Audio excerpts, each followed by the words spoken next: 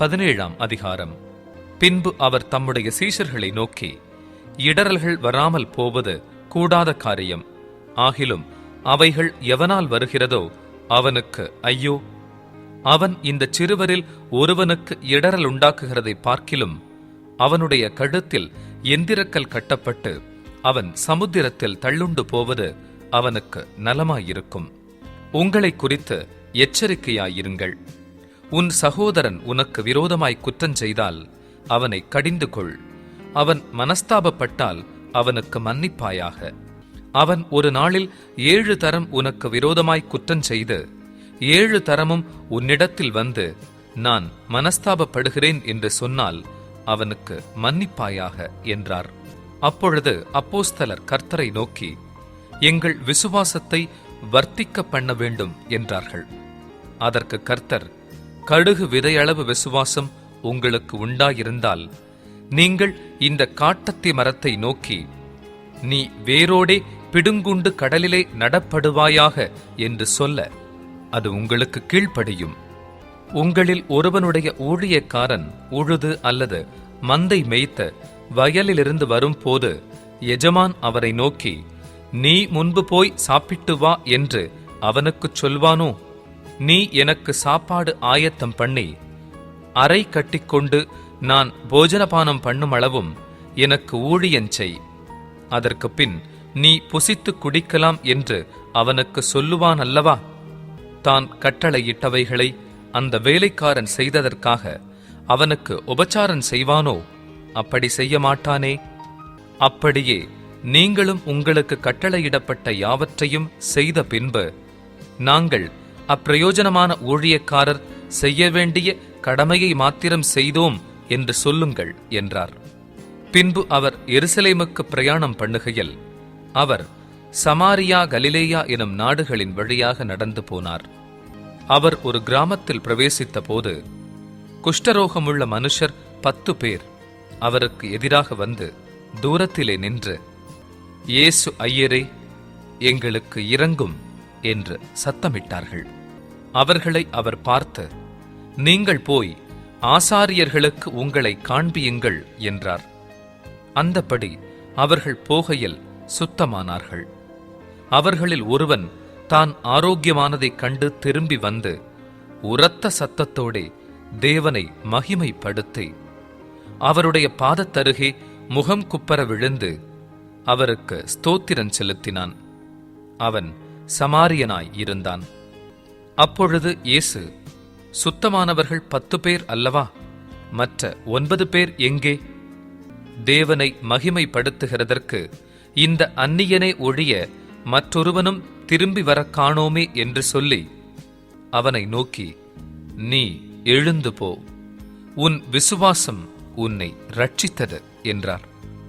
தேவனுடைய ராஜ்யம் எப்பொழுது வருமென்று பரிசேயர் அவரிடத்தில் கேட்டபொழுது அவர்களுக்கு அவர் பிரதியுத்தரமாக, தேவனுடைய ராஜ்யம் பிரத்யட்சமாய் வராது.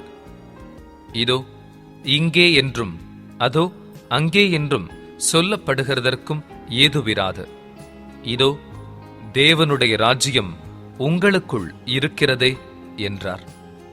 பின்பு அவர் சீஷர்களை நோக்கி, மனுஷகுமாரனுடைய நாட்களில் ஒன்றை காண வேண்டுமென்று நீங்கள் ஆசைப்படும் காலம் வரும், ஆனாலும் அதை காண மாட்டீர்கள். இதோ இங்கே என்றும் அதோ அங்கே என்றும் சிலர் உங்களிடத்தில் சொல்லுவார்கள். நீங்களோ போகாமலும் பின்தொடராமலும் இருங்கள்.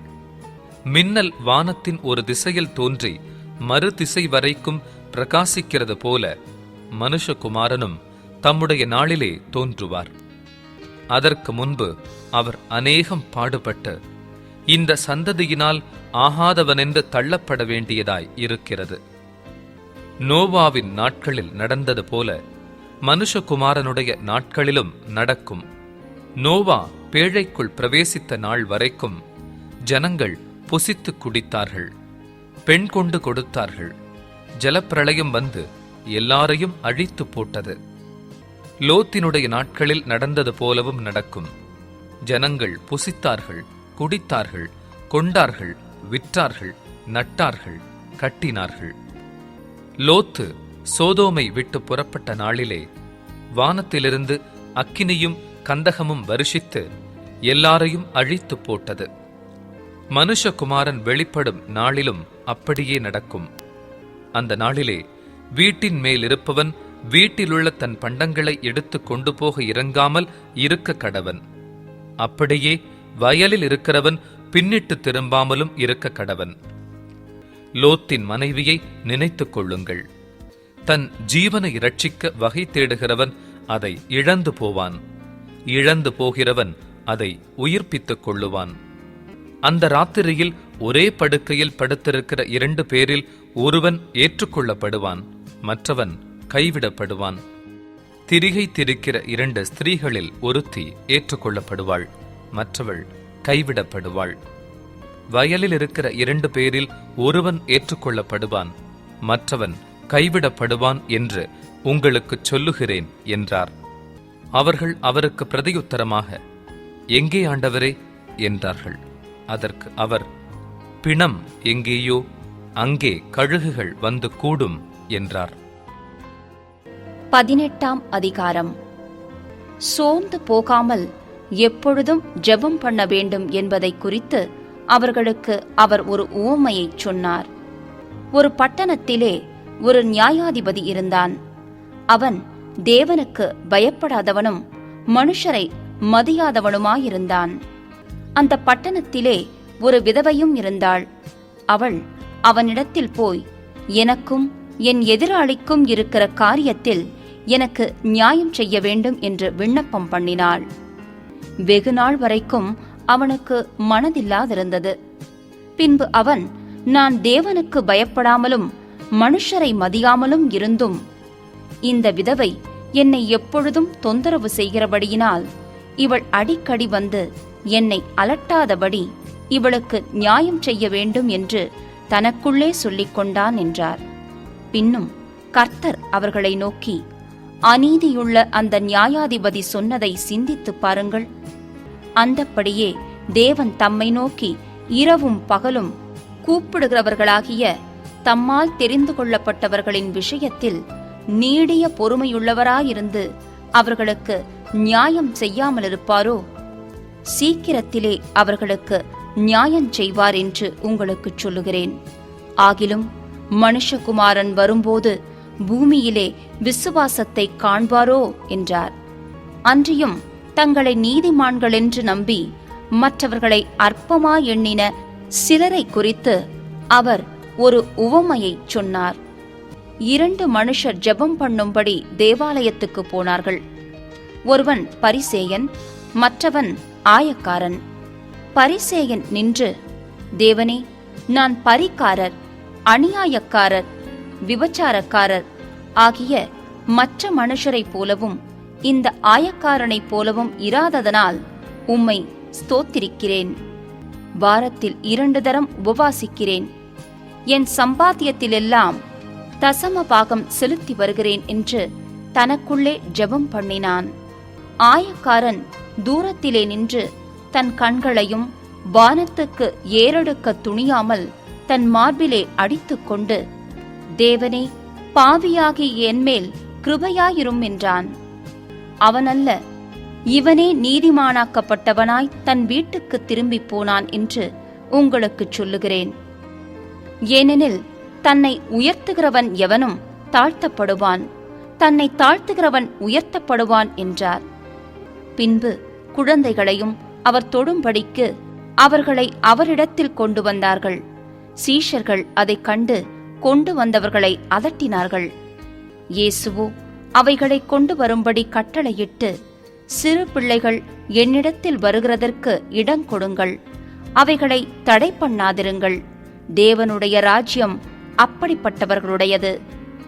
எவனாகிலும் சிறு பிள்ளையைப் போல் தேவனுடைய ராஜ்யத்தை ஏற்றுக்கொள்ளாவிட்டால் அதில் பிரவேசிக்க மாட்டான் என்று மெய்யாகவே உங்களுக்கு சொல்லுகிறேன் என்றார். அப்பொழுது தலைவன் ஒருவன் அவரை நோக்கி, நல்ல போதகரே, நித்திய ஜீவனை சுதந்தரித்துக் கொள்வதற்கு நான் என்ன செய்ய வேண்டும் என்று கேட்டான். அதற்கு இயேசு, நீ என்னை நல்லவன் என்று சொல்வானேன்? தேவன் ஒருவர் தவிர நல்லவன் ஒருவனும் இல்லையே. விபசாரம் செய்யாதிருப்பாயாக, கொலை செய்யாதிருப்பாயாக, களவு செய்யாதிருப்பாயாக, பொய்ச்சாட்சி சொல்லாதிருப்பாயாக, உன் தகப்பனையும் உன் தாயையும் கனம் பண்ணுவாயாக என்கிற கற்பனைகளை நீ அறிந்திருக்கிறாயே என்றார். அதற்கு அவன், இவைகளையெல்லாம் என் சிறு வயது முதல் கைக்கொண்டிருக்கிறேன் என்றான். இயேசு அதை கேட்டு, இன்னும் உன்னிடத்தில் ஒரு குறைவு உண்டு. உனக்கு உண்டானவைகளையெல்லாம் விற்று தரித்திரருக்கு கொடு, அப்பொழுது பரலோகத்திலே உனக்கு பொக்கிஷம் உண்டாயிருக்கும். பின்பு என்னை பின்பற்றி வா என்றார். அவன் அதிக ஐஸ்வர்யமுள்ளவனானபடியினால் இதை கேட்டபொழுது மிகுந்த துக்கமடைந்தான். அவன் மிகுந்த துக்கமடைந்ததை இயேசு கண்டு, ஐஸ்வர்யமுள்ளவர்கள் தேவனுடைய ராஜ்யத்தில் பிரவேசிப்பது எவ்வளவு அரிதாயிருக்கிறது! ஐஸ்வர்யவான் தேவனுடைய ராஜ்யத்தில் பிரவேசிப்பதை பார்க்கிலும் ஒட்டகமானது ஊசியின் காதிலே நுழைவது எளிதாயிருக்கும் என்றார். அதை கேட்டவர்கள், அப்படியானால் யார் ரட்சிக்கப்படக்கூடும் என்றார்கள். அதற்கு அவர், மனுஷரால் கூடாதவைகள் தேவனால் கூடும் என்றார். அப்பொழுது பேதுரு அவரை நோக்கி, இதோ நாங்கள் எல்லாவற்றையும் விட்டு உம்மை பின்பற்றினோமே என்றான். அதற்கு அவர், தேவனுடைய ராஜ்யத்தின் நிமித்தம் வீட்டையாவது, பெற்றாரையாவது, சகோதரரையாவது, மனைவியையாவது, பிள்ளைகளையாவது விட்டுவிட்ட எவனும் இம்மையிலே அதிகமானவைகளையும் மறுமையிலே நித்திய ஜீவனையும் அடையாமற் போவதில்லை என்று மெய்யாகவே உங்களுக்குச் சொல்லுகிறேன் என்றார். பின்பு அவர் 12 தம்மிடத்தில் அழைத்து, இதோ எருசலேமுக்குப் போகிறோம். மனுஷகுமாரனை குறித்து தீர்க்கதரிசிகளால் எழுதப்பட்டவைகள் எல்லாம் நிறைவேறும். எப்படியெனில் அவர் புறஜாதியாரிடத்தில் ஒப்புக் கொடுக்கப்பட்டு பரியாசமும் நிந்தையும் அடைந்து துப்பப்படுவார். அவரை வாரினால் அடித்து கொலை செய்வார்கள். 3ஆம் நாளிலே அவர் உயிரோடே எழுந்திருப்பார் என்றார். இவைகளில் ஒன்றையும் அவர்கள் உணரவில்லை. அவைகளின் பொருள் அவர்களுக்கு மறைவாயிருந்தது. அவர் சொன்னவைகளை அவர்கள் அறிந்து கொள்ளவில்லை. பின்பு அவர் எரிகோவுக்குச் சமீபமாய் வரும்போது ஒரு குருடன் வழியருகே உட்கார்ந்து பிச்சை கேட்டுக் கொண்டிருந்தான். ஜனங்கள் நடக்கிற சத்தத்தை அவன் கேட்டு இதென்ன என்று விசாரித்தான். நசரேயனாகிய இயேசு போகிறார் என்று அவனுக்கு அறிவித்தார்கள். அப்பொழுது அவன், இயேசுவே, தாவீதின் குமாரனே, எனக்கு இரங்கும் என்று கூப்பிட்டான். முன் நடப்பவர்கள் அவன் பேசாமல் இருக்கும்படி அவனை அதட்டினார்கள். அவனோ, தாவீதின் குமாரனே, எனக்கு இரங்கும் என்று மிகவும் அதிகமாய் கூப்பிட்டான். இயேசு நின்று அவனை தம்மிடத்தில் கொண்டு வரும்படி சொன்னார். அவன் கிட்ட வந்தபோது அவர் அவனை நோக்கி, நான் உனக்கு என்ன செய்ய வேண்டும் என்றிருக்கிறாய் என்று கேட்டார். அதற்கு அவன், ஆண்டவரே, நான் பார்வையடைய வேண்டும் என்றான். இயேசு அவனை நோக்கி, நீ பார்வையடைவாயாக, உன் விசுவாசம் உன்னை ரட்சித்தது என்றார். உடனே அவன் பார்வையடைந்து தேவனை மகிமைப்படுத்திக் கொண்டே அவருக்கு பின் சென்றான். ஜனங்கள் எல்லாரும் அதைக் கண்டு தேவனை புகழ்ந்தார்கள். 19ஆம் அதிகாரம். அவர் எரிகோவில் பிரவேசித்து அதன் வழியாக நடந்து போகையில் ஆயக்காரருக்கு தலைவனும் ஐஸ்வர்யவானுமாயிருந்த சகேயு என்னப்பட்ட ஒரு மனுஷன் இயேசு எப்படிப்பட்டவரோ என்று அவரை பார்க்க வகை தேடினான். அவன் குள்ளனானபடியால் ஜனக்கூட்டத்தில் அவரை காணக்கூடாமல் அவர் போகும் வழியில் முன்னாக ஓடி அவரை பார்க்கும்படி ஒரு காட்டத்தி மரத்தில் ஏறினான். இயேசு அந்த இடத்தில் வந்தபோது அண்ணாந்து பார்த்து அவனை கண்டு, சகேயுவே, நீ சீக்கிரமாய் இறங்கி வா, இன்றைக்கு நான் உன் வீட்டிலே தங்க வேண்டும் என்றார். அவன் சீக்கிரமாய் இறங்கி சந்தோஷத்தோடே அவரை அழைத்து கொண்டு போனான். அதைக் கண்ட யாவரும், இவர் பாவியான மனுஷனிடத்தில் தங்கும்படி போனார் என்று முறுமுறுத்தார்கள். சகேயு நின்று கர்த்தரை நோக்கி, ஆண்டவரே, என் ஆஸ்திகளில் பாதியை ஏழைகளுக்கு கொடுக்கிறேன். நான் ஒருவனிடத்தில் எதையாகிலும் அநியாயமாய் வாங்கினதுண்டானால் நாலத்தனையாக திரும்பச் செலுத்துகிறேன் என்றான். இயேசு அவனை நோக்கி, இன்றைக்கு இந்த வீட்டுக்கு இரட்சிப்பு வந்தது. இவனும் ஆபிரகாமுக்கு குமாரனாய் இருக்கிறானே. இழந்து போனதை தேடவும் இரட்சிக்கவுமே மனுஷகுமாரன் வந்திருக்கிறார் என்றார். அவர்கள் இவைகளை கேட்டுக்கொண்டிருக்கையில் அவர் எருசலேமுக்கு சமீபித்திருந்தபடியினாலும் தேவனுடைய ராஜ்யம் சீக்கிரமாய் வெளிப்படுமென்று அவர்கள் நினைத்தபடியினாலும் அவர் ஒரு உவமையைச் சொன்னார். பிரபுவாகிய ஒருவன் ஒரு ராஜ்யத்தை பெற்றுக்கொண்டு திரும்பி வரும்படி தூர தேசத்துக்கு போக புறப்பட்டான். புறப்படும் போது அவன் தன் ஊழியக்காரரில் 10 பேரை அழைத்து அவர்களிடத்தில் 10 ஊராத்தல் திரவியம் கொடுத்து, நான் திரும்பி வருமளவும் இதை கொண்டு வியாபாரம் பண்ணுங்கள் என்று சொன்னான். அவனுடைய ஊரார் அவனை பகைத்து, இவன் எங்கள் மேல் ராஜாவா இருக்கிறது எங்களுக்கு மனதில்லை என்று சொல்லும்படி அவன் பின்னே ஸ்தானாதிபதிகளை அனுப்பினார்கள். அவன் ராஜ்யத்தை பெற்றுக்கொண்டு திரும்பி வந்தபோது தன்னிடத்தில் திரவியம் வாங்கியிருந்த அந்த ஊழியக்காரரில் அவனவன் வியாபாரம் பண்ணி சம்பாதித்தது இவ்வளவென்று அறியும்படி அவர்களை தன்னிடத்தில் அழைத்து வரச் சொன்னான். அப்பொழுது முந்தினவன் வந்து, ஆண்டவனே, உம்முடைய ராத்தலினால் 10 ராத்தல் ஆதாயம் கிடைத்தது என்றான். எஜமான் அவரை நோக்கி, நல்லது உத்தம ஊழியக்காரனே, நீ கொஞ்சத்தில் உண்மையுள்ளவனாய் இருந்தபடியால் 10 பட்டணங்களுக்கு அதிகாரியாய் இரு என்றான். அப்படியே 2ஆம் ஊழியக்காரன் வந்து, ஆண்டவனே, உம்முடைய ராத்தலினால் 5 ராத்தல் ஆதாயம் கிடைத்தது என்றான். அவனையும் அவன் நோக்கி, நீயும் 5 பட்டணங்களுக்கு அதிகாரியாய் இரு என்றான். பின்பு வேறொருவன் வந்து, ஆண்டவனே, இதோ உம்முடைய ராத்தல், இதை ஒரு சீலையிலே வைத்திருந்தேன். நீர் வைக்காததை எடுக்கிறவரும் விதைக்காததை அறுக்கிறவருமான கடினமுள்ள மனுஷனென்று அறிந்து உமக்கு பயந்திருந்தேன் என்றான். அதற்கு அவன், பொல்லாத ஊழியக்காரனே, உன் வாய்ச்சொல்லைக் கொண்டே உன்னை நியாயம் தீர்க்கிறேன். நான் வைக்காததை எடுக்கிறவனும் விதைக்காததை அறுக்கிறவனுமான கடினமுள்ள மனுஷனென்று அறிந்தாயே, பின்னை ஏன் நீ என் திரவியத்தை காசுக்கடையிலே வைக்கவில்லை?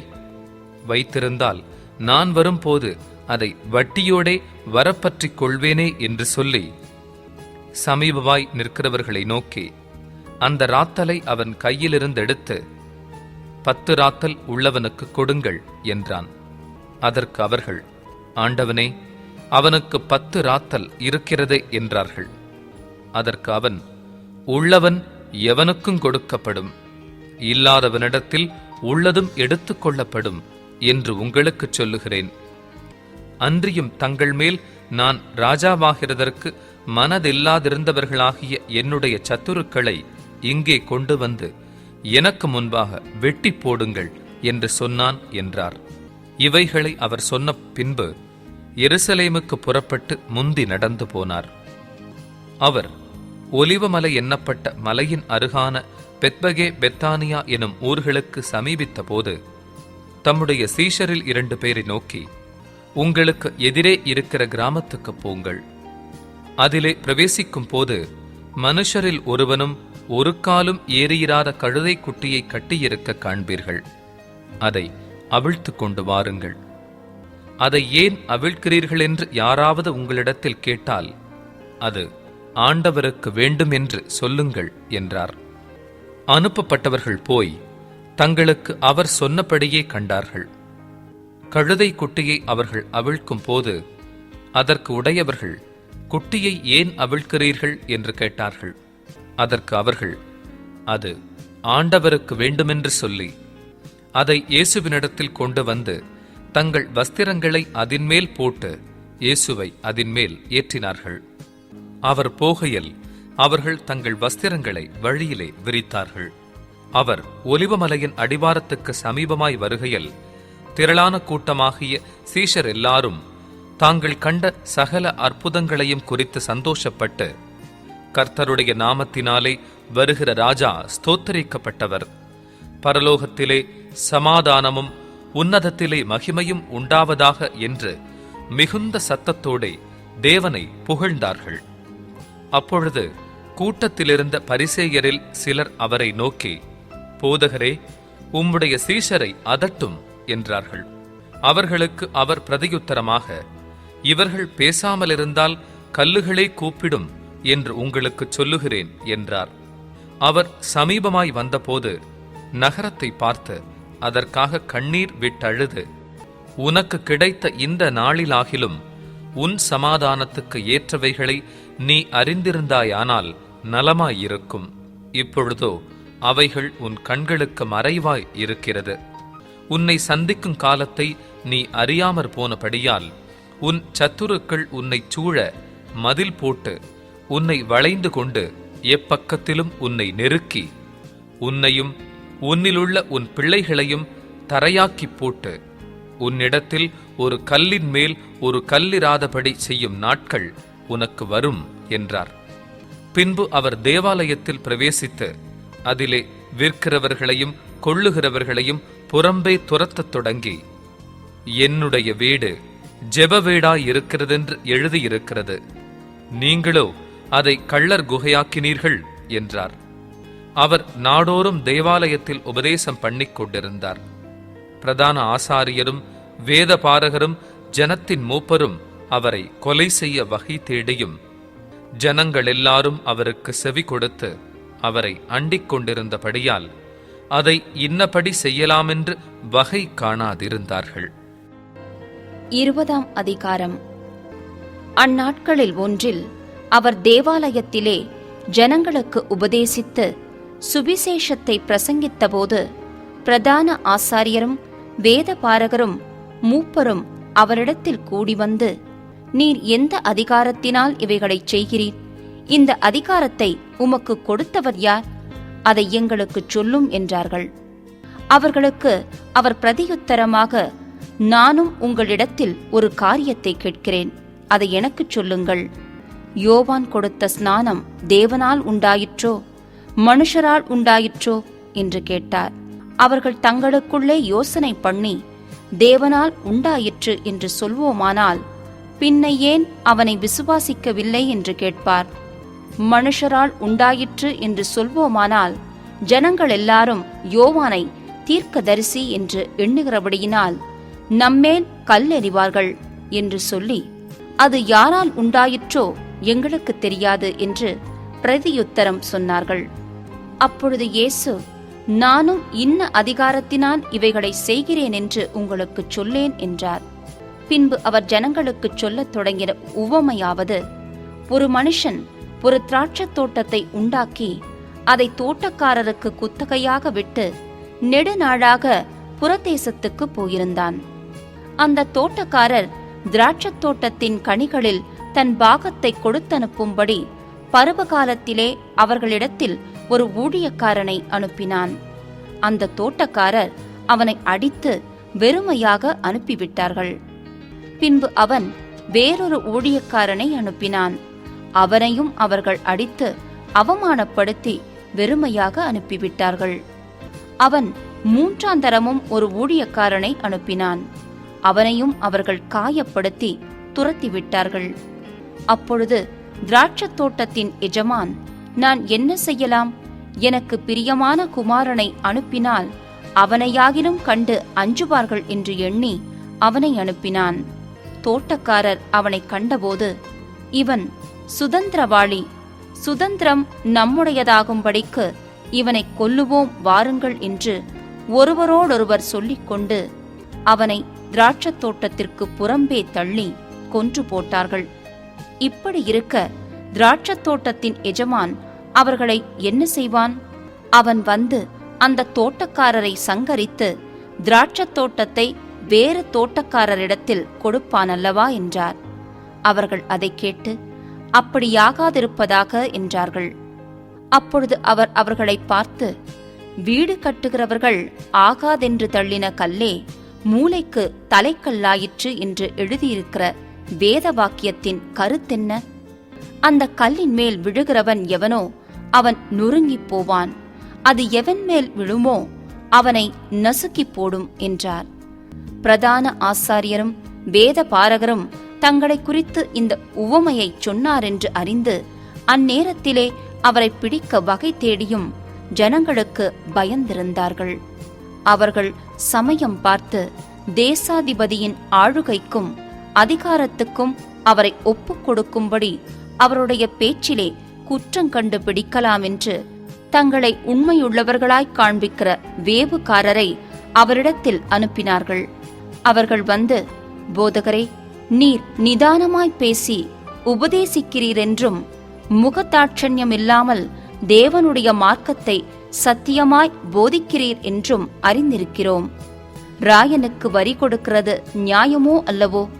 எங்களுக்கு சொல்லும் என்று கேட்டார்கள்.